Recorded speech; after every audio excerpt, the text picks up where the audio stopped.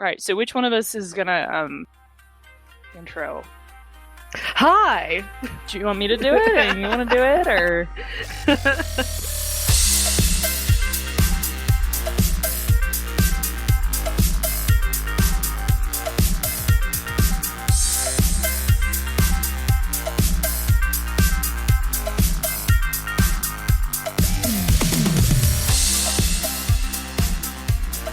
Hi, hello, welcome to our brand new show. We are Bonus Experience.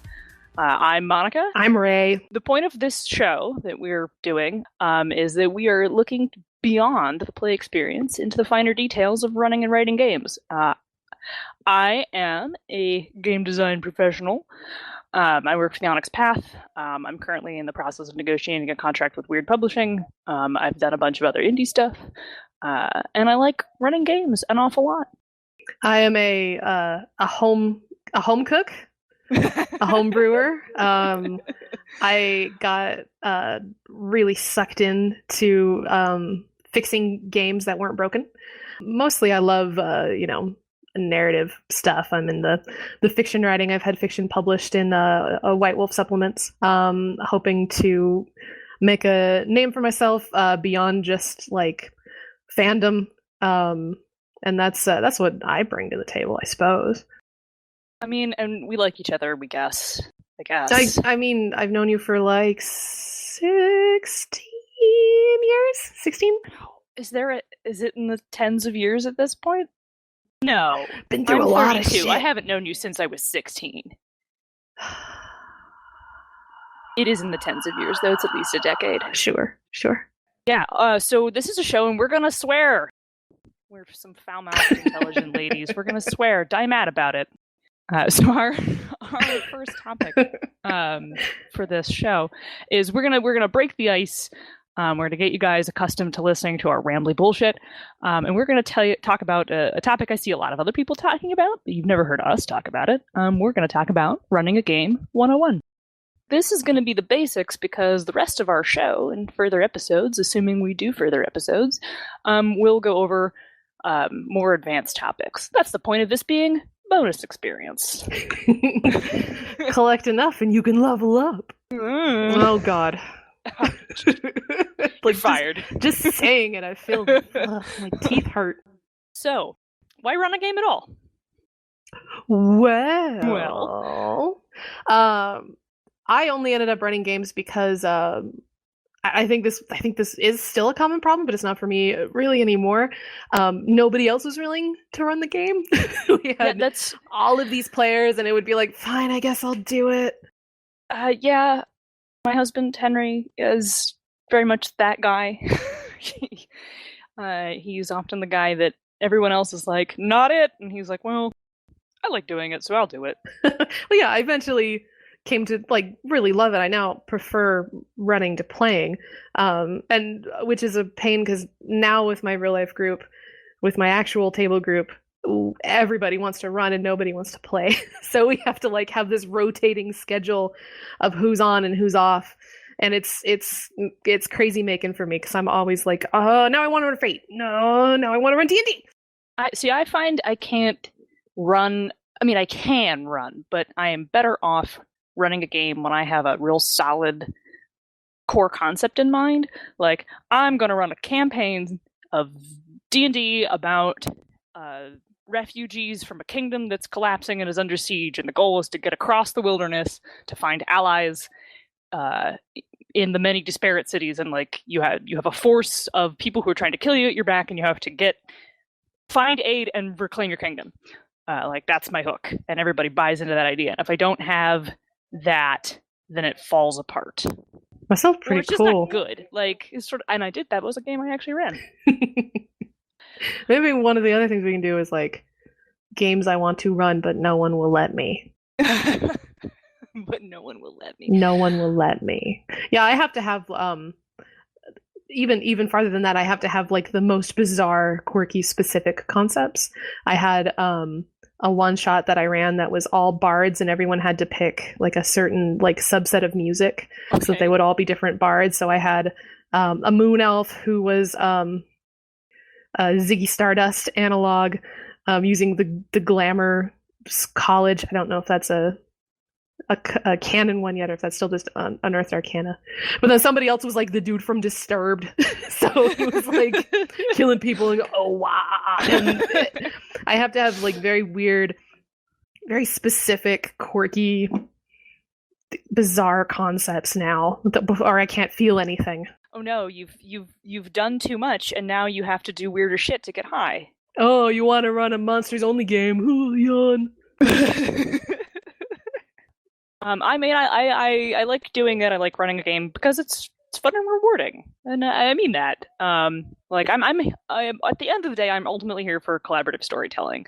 I mean, I think rules are fun, and I say this as a person who has written a lot of them and like enjoys that too. But I truly do enjoy watching people navigate a plot line and change it in ways I wasn't expecting. And like, I am a addict for character development. As someone who's like in the game, like specifically for like the fiction and the narrative, and watching like disparate characters like come into conflict with each other, I love even the stupid stuff, like the character that is obviously supposed to be a throwaway joke character, but you find a way to actually like make it work in your setting, and now he's got like a serious reason to be there. And I as much as it can be fun to like modify the rules to fit the stuff you're trying to create, I also just really like just coming up with a story just on the fly too, just pulling these weird bits together into something cohesive. So I guess the answer to our question is you run the game because the rest of your group is lazy and is going to make you, or because you're the person who has the idea. Yeah, that's it. Yeah. Either the group is being held hostage and you simply must GM, or you have ideas holding your brain hostage and you simply must GM. It's a hostage situation one way or another. Yeah. Yeah, okay. With a little bit of Stockholm Syndrome in there. Okay. You'll grow to love it. That. I really do. So let's talk about stuff you should bring to the table, and we don't just mean your skill. Yeah, the actual physical things, which I actually don't do a lot of. I'm one of those millennials that's killing books. I don't like to have the physical books unless it's like the core book or the player's handbook, the stuff that has like all the really important reference material that the whole group might need. If there's like digital supplements, I'm crazy for that. If there's like online compendiums, PDFs, I like to have it all just on a little tablet and then maybe next to it my phone. And it's also, I don't game on site. I game usually there's a place in Kansas City called Pawn and Pint. This is awesome like game cafe where you can drink and play at the same time. So I don't want to carry 20 books with me, so I'll just bring my iPad. So my opinion is the opposite. And if my backpack doesn't weigh 50 pounds, fuck this. Ugh. I like having a source book. But I'm also, let me just put a disclaimer out there. I'm also aces at using indices. Oh, very nice. So I can sometimes beat the Control F function because I'm real good at like, oh, that's what I'm looking for, page 46. Okay, boom, done. And I am the John Henry of book using. Put that on my epitaph. So that's not a hindrance to me. I think the only book I wouldn't take with me is maybe the Exalted 3rd edition core book, because holy crap, you could kill a man with that. Just, oh my god. I did work for Exalted for Dragon Blooded, and every time I had to reference the book, which I do prefer to reference books, I also have some eye issues. Like I get eye strain really easy, so screen not always the best. Take that as you will. But like just working with the Exalted book was a workout. I was like, I'm getting swole just referencing the book. Fuck. It weighs more than a sun. It's just a little appropriately enough. It does. It's very dense. Yeah. But in most cases, books are not that heavy. And there are some books that have a really slick form factor, like the Fate Core. Yes. Yeah. That's a book I don't mind bringing. Yeah, well, it's you could put that in your pocket. If you had really big pockets. But I also don't really need to bring a Fate book. There's like 5 rules. That's true. I mean, the current game that I'm running for my group is Through the Breach, and all those books are paperback. And they're not paperback tomes. They're like, I don't know, 200-page books ish. Okay. They're skinny and they don't weigh 50 pounds. So if I bring 3 of them, it's fine. The takeaway is bring the books you think you need. Yeah, bring the books you think you need. If you prefer, I know that's such a nothing answer, right? but I know, but like if you are, I mean, and you'll trial and error. If you're the kind of person who loves using your tablet, use your tablet. My eyeballs can't take that, so I need a book. If you are also the John Henry of book using, bring a book.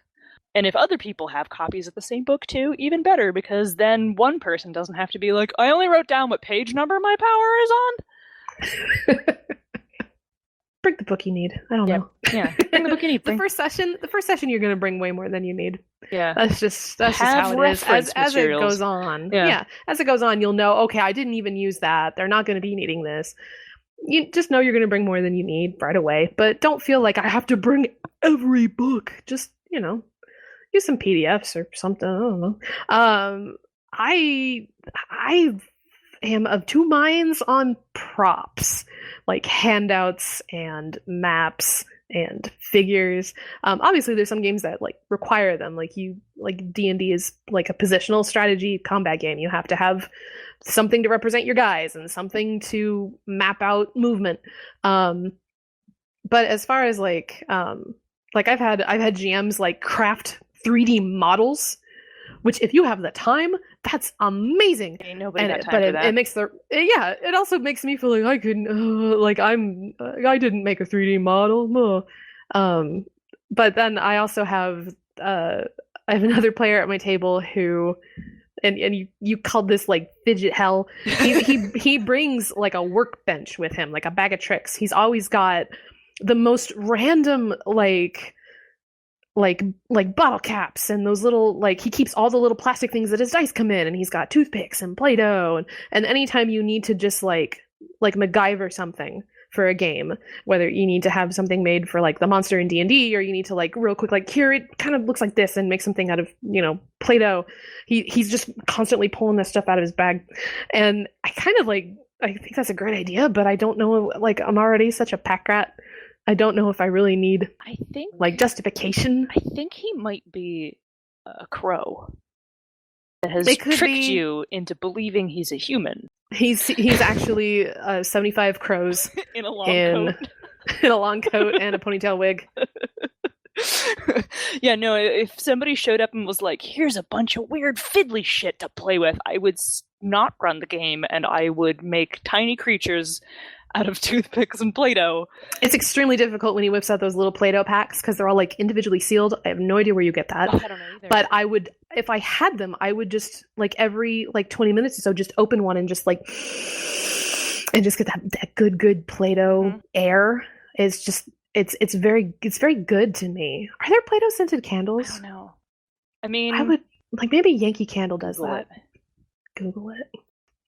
Yeah, props are like, I would love to be somebody that uses props, but I just don't have the dedication, and I'm so busy thinking about like rules and character NPC quirks that I don't think about, like, I'm gonna craft a scroll with that I wrote with like brush ink and then tea stains. Like, no, man, this isn't like a middle school presentation. I don't know. But then the GMs that do that, I'm like, that's so cool, you made that. So I don't know. I'm of two minds on the whole thing. They're not required. Don't feel bad if you can't do it. But if you do it, it's very cool.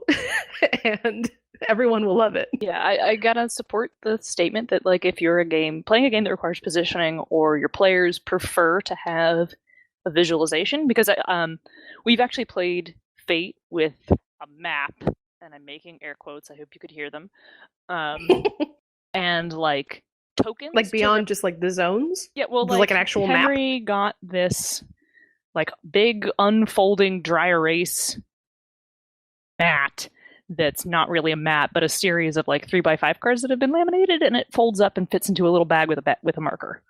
Oh, and so that's really clever. Yeah, it's really awesome. And so he can fold it out into like a 9x9 zone map and write down everything on it with the dry erase marker.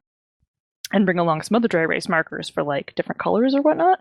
And then we use tokens, and usually, and by tokens, I'm using that as a general term. Usually it's dice because everybody fucking has dice, to indicate where we are in the zones, which doesn't necessarily mean positioning like, oh, I'm behind him because his fate. You get to just sort of declare that, but like, I'm in this zone. My token is over here, and so some people prefer to see that because they're visual. And if this is your first time running a game, you will figure that out as you go. Through the Breach is a game that's based on from a minis game, so it like kind of assumes you're going to use models, but doesn't mandate it. It's not as reliant on that as, say, like a D&D might be. And is like perfectly fine with you being like, he's 6 yards away from me, okay, whatever, and you can just do it in your head, in the theater of the mind, if you want. But I asked my players, do you want to use models and a map, or do you want to just wing it and imagine everything? And they were like, no, we want a visual representation. So we'd been using models, and I have one of those big old mats you can wet erase on. Yes, you have one of those? Do you have one of those? They're awesome. I do. They're squares on one side and hexes like on the other. 2 or 3 of them. Yeah. No, mine is isometric on one side and squares on the other. Oh. Yeah. Okay. Yeah, How fancy is that? Mine's hexes on one side and squares on the other. And they were like, let's use the hex map. And I'm like, okay. So mostly what I do for that, I don't have time to. I have other crafting hobbies, so this is not my crafting hobby. So I don't make sets or anything, but like I draw on it, and like I use the stage, draw the stage of battle, and like use a little shading and whatnot to make things look a little bit 3-dimensional, or like write on it 6 squares up. I have also used like little props to inhabit a character. I usually do this when I'm playing a PC, not an NPC. I played a mage in a mage the Awakening game who was an awful smoker, and like chain smoking all the time. So I always had something to oral fixate with. Like I would cut up straws, or like suck on a pen, or. So you had like a character prop? Yeah, I had a character prop. Oh shoot, I like that. And it like. Damn! I really like that. It wasn't like. I didn't like wear a costume. I just had a thing to indicate that I was perpetually smoking. Yeah. And so like when I was inhabiting the character in gesture and whatnot, like I had a thing in my hand, or I would point it at people, or like jam it out on the table and do things like that. Well, now I got to bring like a costume trunk. That's not a prop. That's a thing. That's an acting thing. Well, that's a good way to like transition into talking about stuff you should bring that aren't like actual real physical things. Man, I should have started drinking. Could go get bourbon. We don't have a bourbon. I don't know why I said that. I was like, you're in Kentucky, but you're not. I'm not in Kentucky. You're not in Kentucky at all. That's shit. Whew, boy, that's one letter that you got right. Shut up. Wait, no, two letters. Kentucky. Fuck. No. Less concrete stuff. Right. You should bring with you when you start GMing. Well, first you need to have some sort of, confidence in your knowledge of the rules of the game you're about to run for people, or you should have the ability to fake confidence in your knowledge of the rules. Basically, when it comes down to like when I feel like, okay, I think I can actually run a game of this now. It's never a point where I'm like, I know every rule. I'm a walking encyclopedia. Basically, I know like I have memorized most of the basic rules of Intended, like to the point where I could get through like 90% of any rule dispute. And that's about when I started thinking, I could run this system. When it comes to like the stuff that's beyond the basic rules, I actually usually I expect the players themselves to know if they're going to be playing like a very specific, like with a very specific like subsystem or mechanic. I expect them to know what they're doing, because I've got a game to run. I can't be like fact checking like every grapple attempt. I have to be like, okay, I guess, yeah, you know what you're doing. But I'm also not playing with assholes who are going to try to get the better of me every time they try to like run a new rule by me. A lot of modern game design has moved past that.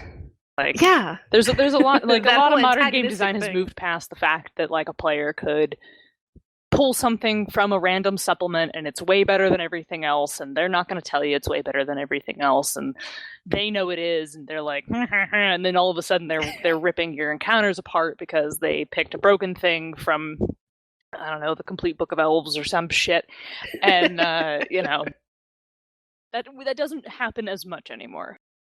Yeah, I remember having a lot of my baby's first RP experience was like D&D 3.5 forever ago, and the friend in question had like every supplement, and I was just like, how about this one? And what I ended up playing was like just fucking ridiculous. It's like, great. D&D is really easy. Yeah, it's like you have a good point about the players doing the exact opposite of what you plan for there.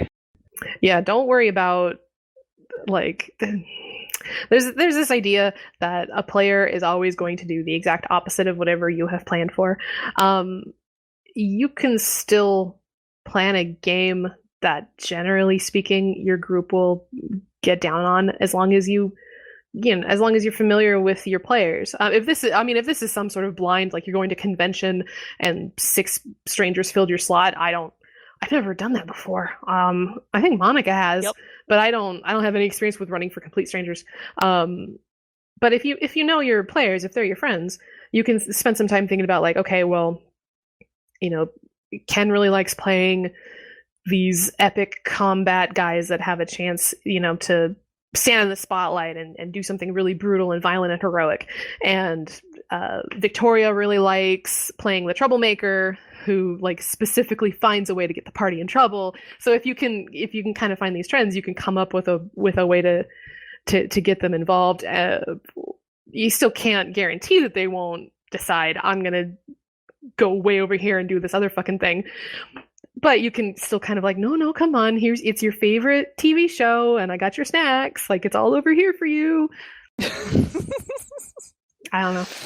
Yeah, I find the way to deal with the expectation of that nothing will go as you planned, because it's, for me, it's about 70-30 with you guys did whatever, and 30% you did exactly what I expected. Like sometimes you'll hit that nail right on the head. You'll be like, I know exactly how they're going to respond to this, and then you're right. But that's the exception, not the rule. So my approach to this is usually to have some loose points of plot, and we will talk about this more later. Yeah, just like your tent poles. Right, I have tent poles, basically, like, and sometimes the tent poles don't get used. And that is definitely something I'm going to talk about more later, so I'm not going to go into a ton of detail now, but I recommend having tent poles, just points of possibility that could happen. Don't think about it too much. Pitch like a sentence. You know, the necromancer will raise a skeleton army or whatever. That's a thing that can happen. And it doesn't have to happen right now, but at some point the necromancer will raise a skeleton army. And then like you keep those filed away, write them down if you're the kind of person who has to write them down. I keep them all stored in my noggin. And then use them when they come up or when they would be appropriate. There's 2 different ways that I would recommend to deal with if you're the kind of person who's worried about, oh, how do I plan for this? What if they don't do what I thought? What if this doesn't work? Like with the tent poles, with the set pieces, like, okay, the necromancer is going to raise an army. Have multiple paths that point towards that. Like, okay, if this happens, he can still raise the army. If this happens, he can still raise the army. If this so then if they do like go somewhere else entirely, you still have kind of a backup plan. Another thing that I really liked from I think this is from Apocalypse World, where the whole idea of the scenario or the campaign is you plot out what will happen if the players don't do anything. Oh, yeah, so then you have an idea. Yeah, you have an idea of, if the players didn't get involved, how would this world go to shit? because the players are going to get involved. That's the point of the game. So then you at least know at different points, like, okay, well, they didn't deal with that, so now this is going to happen. And if you have an idea in your head of how that's going to come about visually, so they go, oh no, shit's happening, then the campaign kind of could write itself from there. Yeah. I think people get really tangled up when they only planned one outcome and the players went into door number 2 instead of door number 1, and now they have to think on their feet. And just don't give them any doors. Right. Don't. So like, I think we'll do a show on the art of railroading. It's on our list of things to talk about. And like, my solution to the problem of the 2 doors thing is that don't offer a choice if there's not a choice. Mm-hmm. If there's a right or a wrong answer, don't even make it a choice. Don't even make it a choice. Just unless the wrong answer is also equally cool. Right. But the other thing is that the orcs are in the forest no matter which way you go, which is another thing, which is part of the. We're definitely gonna have to do the art of railroading. Yeah. It's a very subtle art, it's a much maligned art. If you do present a choice, but you didn't plan out the choice, whatever was behind door number 1 is still behind door number 2, and people will get mad at me for saying this, that like, oh, you've given them the illusion of choice. But if you're the person who has planned it and you didn't think about what was behind door number 2, Henry's mad at me. He's messaging me that like, if they pick door number 2 and you just switch it over, when they come back to door number 1, you've also bought yourself time to think about what was behind door number 1. And if you don't tell them, they will literally be none the wiser that you didn't have that plan. Nobody's going to know. Exactly. Don't worry about it. Right. The Invisible Railroad. So, yeah, the art of railroading. So, what I say you actually need in your intangibles, besides, like, you don't have to be a good character actor. I mean, I happen to be. But, but what you actually need is confidence and the ability to make firm decisions as well as arbitrate disagreement, because people are going to disagree with you and they're going to disagree with each other. And your job is to manage the group's enjoyment, not be the be-all and end-all of like rules advice. A lot of people, I've seen a ton of new GM advice that's like, know all the rules. That is fucking horse shit. Anyone with a search function or an index can reference a rule. You do not need a system mastery to run a game. You have the entire internet in your pocket. You don't have to know all the rules. You have your tablet with a Control F, or you have a book with an index or a table of contents. Like, if you don't know how a rule works, look it up. You don't need to have system mastery to run a game. We need to abandon this idea. But yeah, being a GM is basically leadership skills, and it's a great place to practice them. Yeah, yeah, that's a good way of looking at it. Yeah, so yeah, you're just there to make sure everybody has a good time. Yeah, and you're not there to win at being a GM. there's no prize at the end other than everyone going, that was really cool, right? Which is, it's warm and fuzzy and all, but so let's talk about actually doing the thing. No. Talking about it is so much more fun, Monica. I know. I don't actually want to do the thing. That's scary. It is. So, all your players are in front of you. You have worked the magic of scheduling. Oh god, the magic of scheduling. Pizza's on its way, so now you actually have to run the game. Now what? I don't know. I think Apocalypse World actually has some of the best directives for the actual act of running a game. Because, as I said before, you're not just the arbiter of rules, you're the arbiter of enjoyment, and that's way more important. I had a note to myself to be prepared for this, and I totally am not. But, like, the Apocalypse World MCing chapter includes things like call the characters by name and be a fan of the player characters and, like, make your move but never speak its name and tell the possible consequences and ask. And, like, all these things are really important to actually doing the thing. They were all things that I had been doing, and then I read that chapter and I was like, oh shit, somebody's put that into words.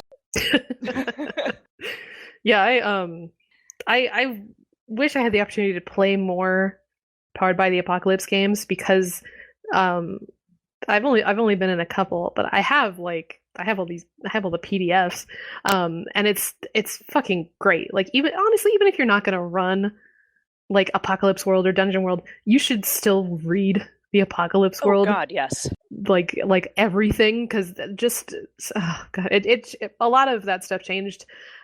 Maybe it didn't change how I think about it, but gave me the words to explain, like, this is why you use this technique. This is why you call people by their character names.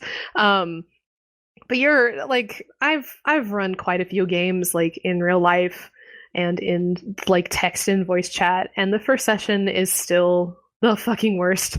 Like I'm always nervous. I never know where to start. All I can say is try to start as close to the action as possible.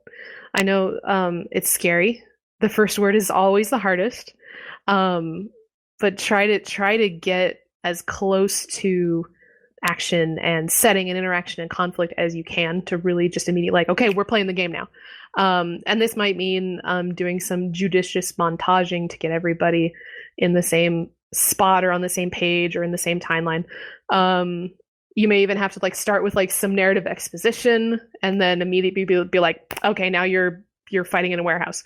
Or again, like Apocalypse World says, start with some leading questions for specific players that launch them right into the consequences of something they've done before the game even started. Like, so-and-so is bearing down on you with a bat full of nails. What did you do to piss him off? Like, and they're on their toes. They're already thinking about it. I don't know. What did I do to piss him off?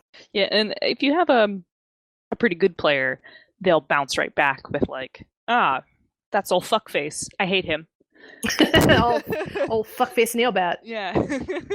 And and then you may not have wanted to name that NPC fuckface nailbat, but guess what? That's his name. Yeah, I mean, I've done this a lot. I even did it professionally once.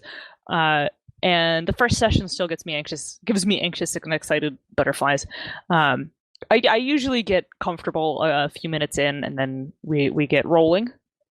And I mean, a lot of the times directing players into the action is part of that art of railroading. And sometimes it's just transparency, like, okay, buy into this. Yeah.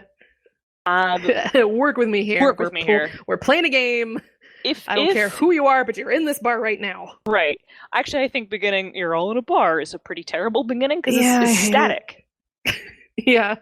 Unless it's like you're in a bar and it's on fire. Right. Like, oh shit.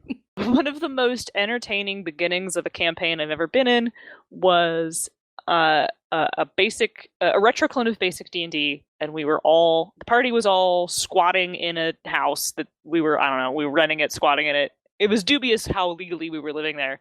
And then Henry was like, you wake up and someone has stolen your wall. You're going to have to figure out who stole the wall. The wall? It really brought the room together.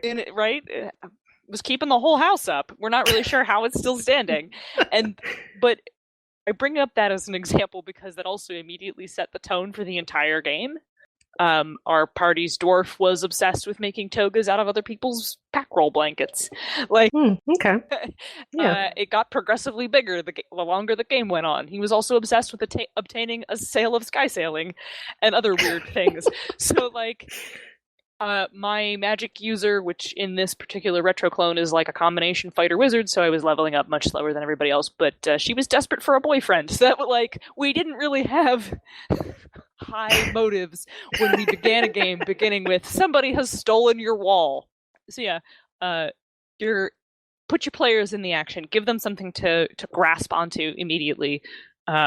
If you are running an adventure, and there is nothing wrong with running a canned adventure, I don't particularly enjoy it, but hey, if that's what you've got because you're playing in like a D&D Adventures League or whatever, cool.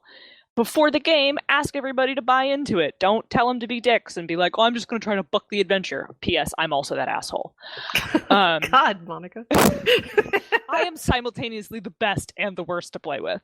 Set your tone. Get everybody ready to go. We'll talk about player engagement in a later show too. And maybe we'll have a little like rehabilitation episode for you. How not to be a dick player. How not to be a dick player. I'm not a dick player. You've run for me several times. I'm not terrible. Have I? You have, at least twice. Did I? Do you not remember Lycans, the slug girl? Slug girl. Yeah, we had that in the Godblooded game. I typed in all lowercase letters as a voice. I had that Godblood game with the weird fucking, like, I was like, I'm going to run like a Groundhog Day loop And then Right. the first session, I got cold feet. I was like, "This is terrible. Nobody likes it," and I stopped running it. Don't do that, guys. Unless your players are like legitimately like, "I don't know if this is working for us. I don't know if it, like, don't just like peter out." I don't know, Monica. Was it okay? Was it an okay game? Yeah, it was very memorable. Was it? I think Vivian was in it too.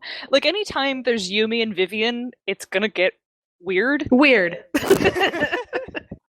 Yeah. So, what else? Anything else we think we need to add? Any words of wisdom to impart? Besides, don't squirrel out. Like, I understand anxiety is a bitch, but do your best. Keep going. Stick with it. Yeah, stick with it. That first session and sometimes even the second session is just nerve-wracking, and you'll be shaky and kind of sweaty and tired. But I mean, if your players are having fun, just you should stick with it, because it does get easier. You'll get better at knowing what you need to bring, what you need to know, what you should prepare. Every one of these, every game and every jam is going to need different things. Just do it. I mean, just do it. Running a game is really fun. You pick up a lot of different, very weird skills, like character acting, and getting 5 adults in the same room at the same time for 2 hours every other week. And sometimes for 5 hours once a month. And honestly, learning how to run the game will make you a better player, because you'll kind of, you'll have a better understanding of the rules, but you also understand a little more of like what actually goes into, like, you'll know how the sausage is made. You'll know more of what's expected of you, and having been on the other side of the screen, you'll know what you want out of a player. Like, you'll have your dream player ideal, and then when you go back to being a player again, you'll be like, oh, I want to be that guy. I don't want to be fuckface Nailbat who's like, I know we're running a can adventure, but I'm going over here. Right. Yeah. That's Mr. good. Nailbat is my father. Call me fuckface. That's good. That's good advice. I don't know that I have anything better to say. All right. All right. Cool. Everybody out. Thanks everybody for listening. In case you forgot from about 30 minutes ago, we're Bonus Experience. We will be back next time, hopefully, with some more in-depth advice for GMing and writing games. Yeah. What she said. Signing off. Bye, Monica. Bye.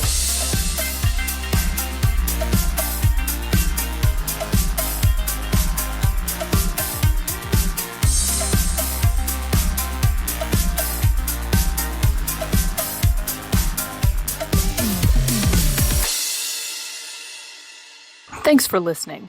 Bonus Experience is filmed live before a fictional studio audience in Sigil. We are written and produced by Monica and Ray. Our theme song is Reuse Noise with the Light by CDK and is used under the Attribution Non-Commercial Creative Commons license. Our logo and art is done by Nino Studios. Check her out at Nino, that's Neno, Studios on Facebook, Instagram, and Twitter. Thanks again, and see you in the next episode.